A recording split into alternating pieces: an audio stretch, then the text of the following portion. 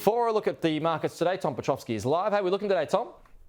Pete, not too bad. The futures are telling us we'll be up by around 0.4% when we kick off this morning. So that's not a bad outcome considering everything that we've been through this week. US markets have finished on quite a strong note. We've got the S&P 500 and the Dow Jones closed not long ago, up by just short of 1%. The Nasdaq up by about 1.5%.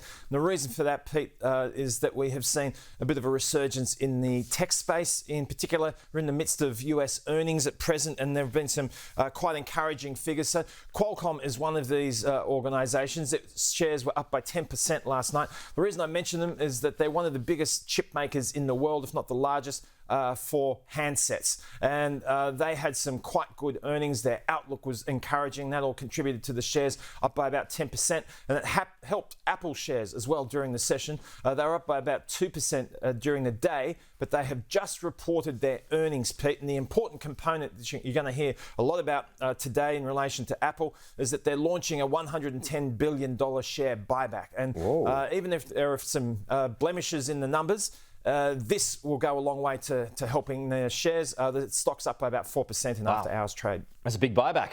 Tom, thank you.